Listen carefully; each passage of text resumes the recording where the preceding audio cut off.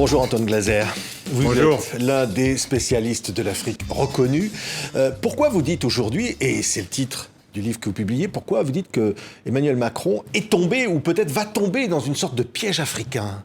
Il est déjà tombé dans le piège africain. Ça veut dire, si on regarde son intervention devant les étudiants burkinabés quand il est arrivé au pouvoir en 2017, et c'est son premier voyage en Afrique, au Burkina Faso, où il leur explique, voilà, moi je suis de la génération Macron, on va tourner la page, on va arrêter de regarder dans le rétroviseur.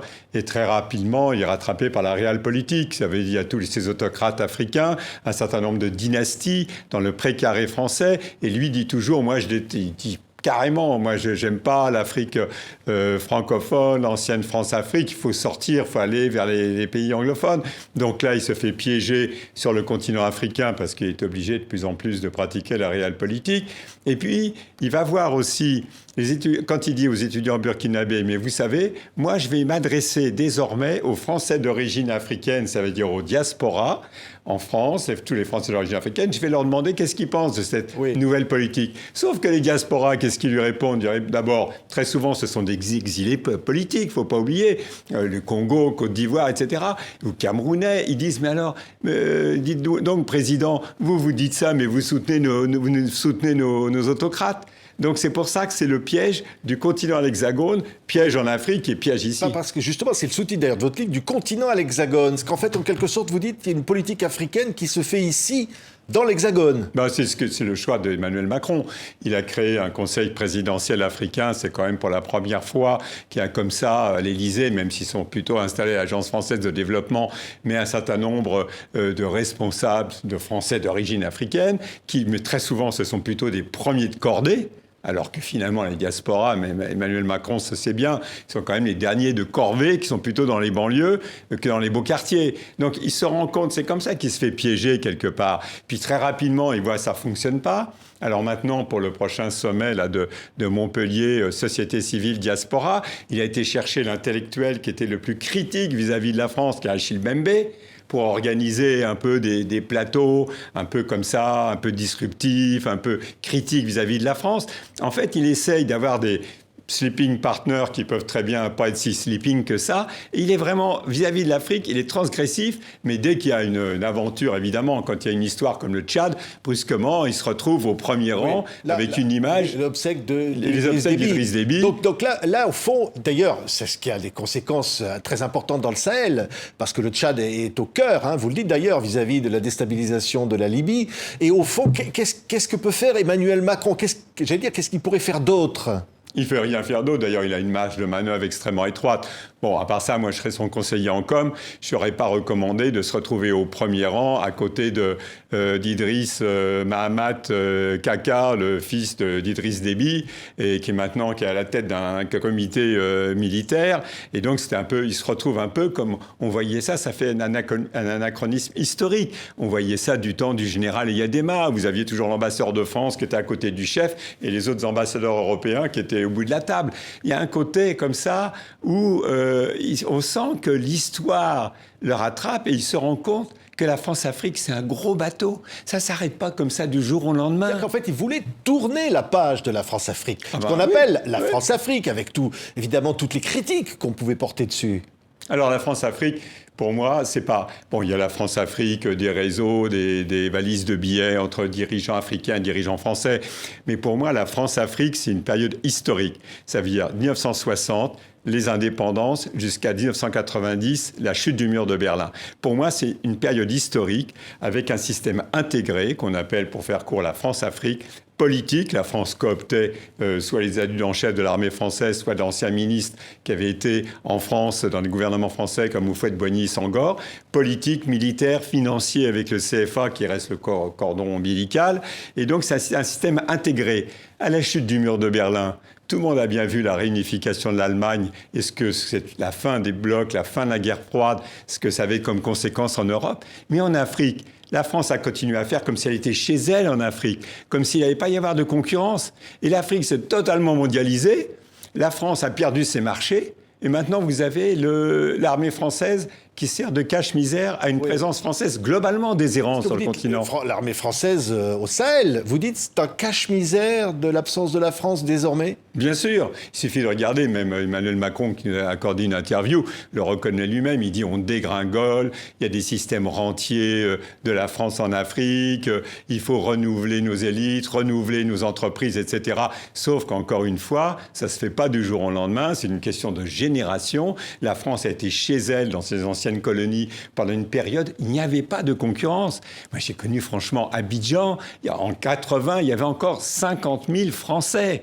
Vous aviez le ministère du Plan était surnommé par les Ivoiriens le ministère du Blanc, parce qu'il y avait des assistants techniques à tous les étages. Oui. Donc, c'est une période historique. On ne peut pas, comme ça, prendre l'ardoise magique et dire c'est terminé. Oui, mais là, ça l'est d'autant plus, j'allais presque dire aujourd'hui difficile pour la France, c'est qu'au fond, vous dites, maintenant, il y a la Turquie, même la Russie, et surtout la Chine.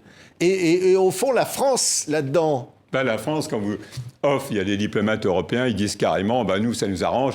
La France fait la sécu, pendant ce temps, nous, on fait le business. Mais effectivement, il n'y a pas simplement les partenaires européens de la France, quand vous avez l'Allemagne qui est passée devant la France comme exportateur vers l'Afrique. Mais il y a, quand on dit le monde entier, effectivement, on pense toujours à la Chine. Mais il n'y a pas que la Chine. Il y a non seulement, il y a la Turquie. Puis maintenant, l'Afrique est totalement redevenue géostratégique. Ça veut dire les pays du Golfe, dans un pays comme la Libye. Vous dites aussi ça agace Emmanuel Macron. Lui, il pense que tous les sentiments anti-français, c'est financé par les réseaux sociaux turcs ou russes. Comme si les Africains n'étaient pas capables de raisonner eux-mêmes et de critiquer la France. Donc il dit oui, tout ça, c'est financé, c'est Turquie, Russes, ce sont des néocoloniaux, etc. Et puis la France, elle voit ce recroqueville sur l'Afrique de l'Ouest. On voit bien qu'elle a abandonné toute une partie d'Afrique centrale, quand vous voyez qu'en Centrafrique, le proconsul maintenant, c'est l'ambassadeur de Russie, c'est plus la France, comme à la période de la guerre froide. Donc on voit bien que cette présence de l'armée française dans le Sahel, en fait, ne correspond pas du tout à la vraie diplomatie, la diplomatie d'influence de la France. Elle le doit parce qu'elle garde au Conseil de sécurité des Nations Unies, elle est une puissance nucléaire et elle est une puissance africaine. Oui, parce que c'est ce que vous dites. Vous dites, au fond, la puissance diplomatique de la France, c'est sa politique africaine. Bien sûr. Ce qui est inattendu. Oui, c'est inattendu, mais c'est une réalité, franchement. Moi, je ne suis pas une petite souris, je ne suis pas dans le secret des dieux, mais beaucoup de chefs d'État du monde entier, quand ils parlent à Macron, en dehors, bien sûr, des problèmes européens, des dossiers précis, mais la plupart du temps, c'est de l'Afrique. Parce qu'à chaque fois, quand il y a des problèmes, on va demander à la France. Et qu'est-ce qu'il faut faire dans ce pays? Qu'est-ce qu'il faut faire dans cette ancienne colonie, comme au Tchad ou ailleurs? Ils demandent à la France. Pourquoi la France garde le poste de secrétaire général adjoint au Conseil de sécurité, aux opérations de maintien de la paix?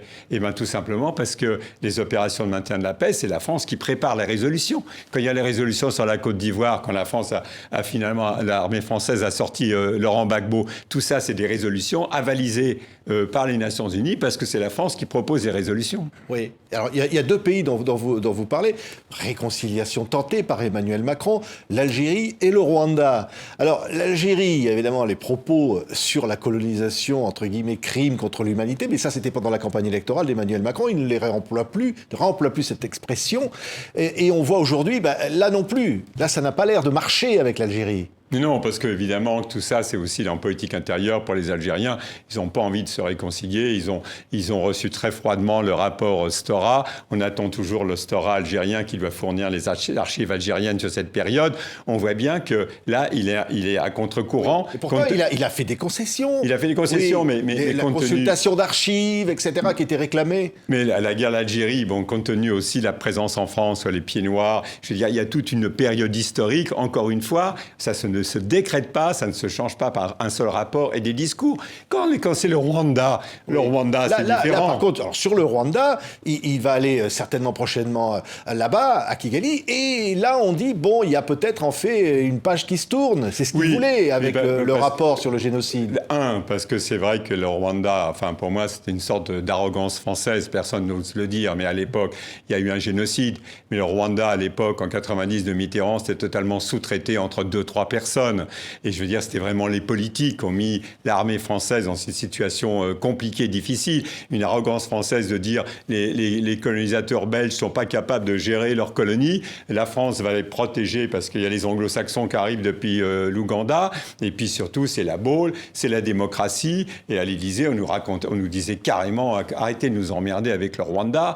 De toute façon, les Hutus, ils avaient une lecture ethniciste, les Hutus sont 85%, les Tutsis sont 15%, le petit Pierre Habyarimana sera là pour des décennies. C'est le discours qu'on nous tenait à l'époque de Mitterrand à l'Élysée. Donc, encore une fois, c'est un dossier, c'est horrible à dire parce que c'était le génocide, mais c'est un dossier, les autres, tout l'Élysée, le Quai d'Orsay, les diplomates, ils s'occupaient des relations Est-Ouest, ils s'occupaient de la Yougoslavie. Oui, mais là, maintenant, est-ce qu'on peut j'allais dire, tourner cette page et créer une amitié franco-rwandaise? Je veux dire, il souhaite bien du courage à Emmanuel Macron, parce que Paul Kagame, il a déjà expliqué qu'il n'avait pas besoin de babysitter, lui. L'air de dire, vous avez en Afrique, les présidents d'Afrique francophone, peut-être qu'ils ont encore l'esprit Tour Eiffel, mais moi, j'ai certainement pas l'esprit Tour Eiffel. Donc, Paul Kagame, lui, veut lui-même tirer les ficelles dans toute la région.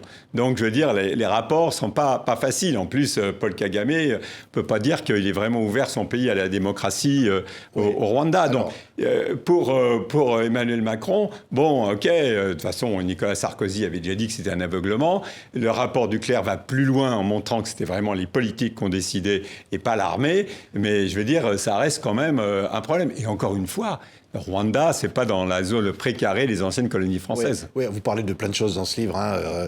Antoine Glaser, vous parlez de la restitution évidemment des biens culturels, vous parlez de la diplomatie sportive aussi. Enfin, globalement, on se dit, voilà, c'est un constat que vous faites, mais on sent quand même, et d'ailleurs on le voit dans l'interview que vous publiez d'Emmanuel Macron dans ce livre, une interview exclusive, on voit bien quand même qu'il a une passion.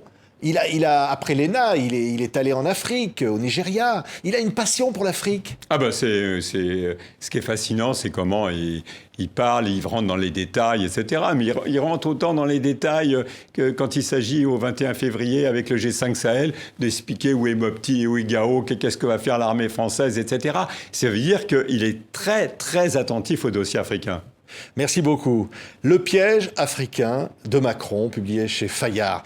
Merci beaucoup, Antoine Glaser, d'avoir été avec nous.